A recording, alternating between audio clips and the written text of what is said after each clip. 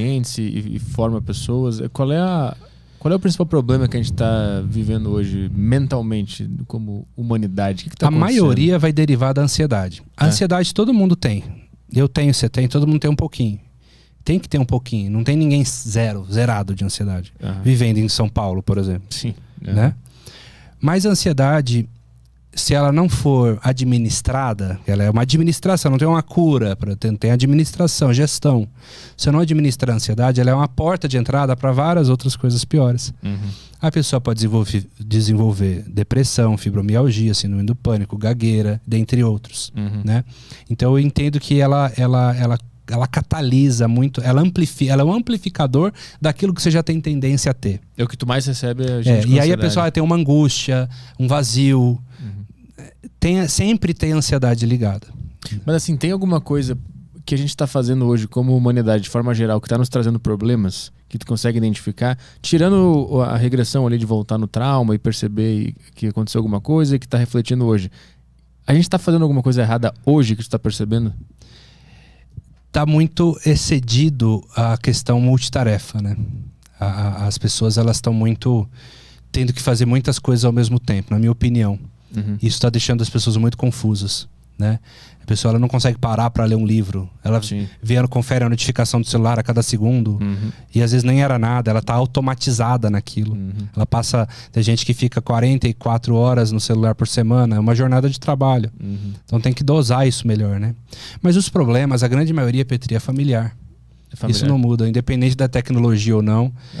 Desde que eu dou curso, desde que eu atendo, problema com o pai, problema com a mãe, trauma de infância, ou apanhou demais, ou foi abusado, ou foi estuprado, ou levou um tombo, ou sofreu um acidente, e aí teve um impacto emocional muito forte e ela passou a ter uma reação de fobia, de medo ou de agressividade. Resultou em alguma experiência na vida dela. É uma cascata, né? Porque a família que traumatizou a criança também foi traumatizada por uma outra família que, por sua vez, também foi traumatizada, e todo mundo foi traumatizado e passando adiante. Foi. Né? Eu tive um cliente recentemente que ele tinha trauma que apanhou muito do pai. O pai dele apanhou mais ainda do vô. E o vô apanhava muito mais do tataravô. Era tipo 10 irmãos. Se um fazia uma coisa errada, todo mundo apanhava. Sim. E aí ele falou que em alguns momentos sentia vontade de bater no filho, mas não batia. É como se fosse um padrão que fosse repetir. Ele queria, olha, nessa geração aqui eu quero parar, cara. Não quero, senão meu filho vai bater no meu neto. Então ele queria parar com aquele ímpeto, aquele comportamento que ele foi aprendendo também com o pai dele, né? Aí vai todo um processo, né? A gente trabalha muito na ressignificação, o perdão, né? Porque quando a pessoa genuinamente ela perdoa e ela entende a intenção positiva do agressor, muitas vezes, ressignifica. Vou dar um exemplo. O que é a intenção positiva? Todo comportamento tem uma intenção positiva. O pai desse garoto batia nele. É errado bater. Mas ele batia porque ele queria machucar o filho? Não, ele queria educar o filho. E quando ele educava o filho, ele se sentia seguro. Então, olha só, a intenção positiva dele era a segurança. Mas na ignorância dele, ele achava que tinha que bater. Certo? Só que o pai era bom para uma porrada de outras coisas. Certo? Então, a partir do momento que ele entendeu, poxa, o meu pai, ele na verdade queria me educar, ele era um cara meio bronco, ele apanhava mais ainda do meu avô, mas ele era um cara bom. Eu vou perdoar meu pai. Ou seja, eu vou liberar isso de mim, vou entender ele. Quando ele libera esse perdão, aí ele ressignifica, ele não tem mais aquela mágoa, aquele trauma. Compreender a história do outro também te ajuda. Só que aí compreender a intenção positiva por trás do comportamento. Não o que ele fez, mas o que ele queria ganhar fazendo aquilo. Né?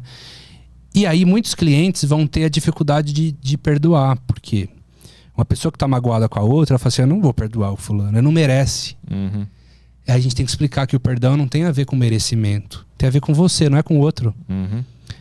Tem a ver com se desconectar da memória de dor. Não estou falando de você voltar a ficar amigo da pessoa, mas você limpar essa coisa de você soltar esse negócio que pesa em você e que faz mal só para você. A pessoa que te agrediu às vezes não está nem aí mais.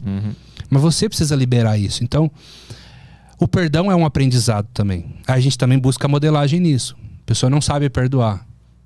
Quando você já perdoou alguém? Quem que você conhece que perdoa? Vamos modelar como que se faz para perdoar? Que às vezes o cliente fala, poxa, eu queria perdoar, Lucas, mas eu não consigo. Então eu vou te ajudar a perdoar. E tem gente que não quer perdoar. Eu não quero perdoar o cara que me abusou. Beleza? Eu não posso forçar isso. Ah, não é chave no tratamento, o perdão. Não, eu não quero perdoar. Beleza, tá respeitado.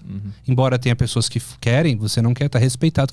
O que faz sentido pra você? Ó, frase de PNL. O que faz sentido pra você?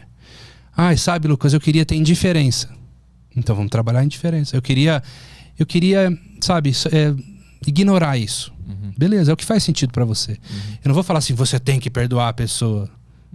Cada caso é um caso, cada agressão tem uma complexidade, não é mesmo? Mas quando é o entorno familiar, realmente o perdão, ele é uma coisa assim muito curativa, quando a pessoa ela libera aquilo dela, sabe? Ela descansa naquilo. Eu queria que tu explicasse melhor esse conceito de que o perdão tem a ver contigo mesmo e não com o externo, para deixar bem claro, porque essa é uma ideia muito interessante. Cara, engraçado que tem até um livro do Joe Vitale, Limite Zero, que ele fala do Ho'oponopono, né?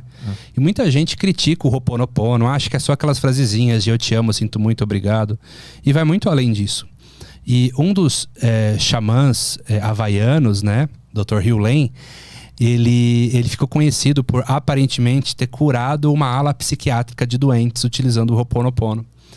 E o Joe Vitale e vários outros caras foram estudar o que ele fez para conseguir esse resultado.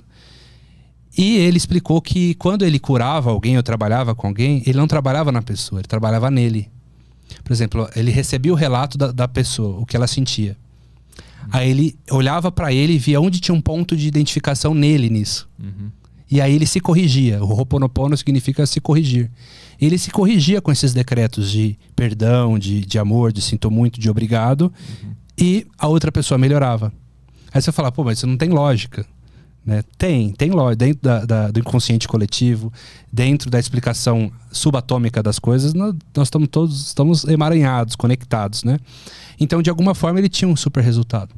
Mas voltando, quando a pessoa ela vai trabalhar o perdão, ela não pode mudar o outro. Ninguém muda ninguém. Ela só pode mudar a si mesma. Ela não pode mudar o comportamento do outro. Ela não pode desfazer o que aconteceu. O que aconteceu, aconteceu. Ela só pode mudar o que ela sente dentro dela. Então ela vai se perdoar. Agora, acontecem umas coisas muito doidas, cara.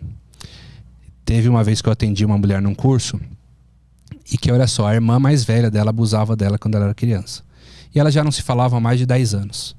E lá no curso ela decidiu, por livre e espontânea vontade, perdoar a imagem da irmã. Porque ela não tinha contato mais com a irmã e elas eram crianças, apesar de ser horrível o que ela fez, né? E a gente fez a ressignificação, ela perdoou, sentou, né, na cadeira, o telefone dela tocou, ela falou, olha aqui, Lucas, eu tô tremendo, a minha irmã tá me ligando. Cara, de alguma forma, a irmã dela sentiu no campo. Que loucura. Sabe, ela trabalhou, né? Trabalhou a irmã e a irmã de alguma forma estava interligada, sentiu. Então acontece isso, algumas coisas assim, num atendimento. Ah, é? Você trata a pessoa, ela perdoa o pai, de repente ela vai lá falar com o pai no outro dia, o pai falou, não, tá tudo bem. Sabe, as coisas que são fenômenos que a gente ainda carece de explicações, né? A ciência não vai explicar isso. Talvez algumas teorias quânticas vão explicar, porque está tudo conectado. A ciência não vai explicar, muito menos a hipnose, mas acontecem uns fenômenos assim, né? Constelação trabalha muito isso, né? Quando você trabalha um familiar, de alguma forma você está trabalhando toda a família, né? Você está mexendo no campo dos familiares, né? Então acontece esse tipo de coisa. Então, assim, eu vivencio muito o perdão. Eu já tive aluno pastor que veio no curso para ver se o negócio era do demônio mesmo, né, hipnose, né, e ficou encantado com o treinamento. Falou, cara, tudo que você fez aqui foi cristão. Você falou o tempo inteiro de gratidão, de amor, de perdão, só que você usou a hipnose e a PNL para isso. Ele falou, cara, e eu tô vendo aqui que na verdade Jesus era o grande PNLista da parada toda. Ah, sim, ele é a chave de tudo, né? É, cara, é o modelo perfeito. A gente fica tentando encontrar ele por meio de outras coisas, mas a resposta tá toda lá já. Tá toda, já tá, não tem nada de novo, né? Já disse tudo. Exatamente, esse é o lance mesmo. Não é? E ele usava de metáfora, de parábolas, né? Então ele tinha essa capacidade, né, de falar com o inconsciente da pessoa através dessas parábolas, dessa linguagem que ele utilizava, né?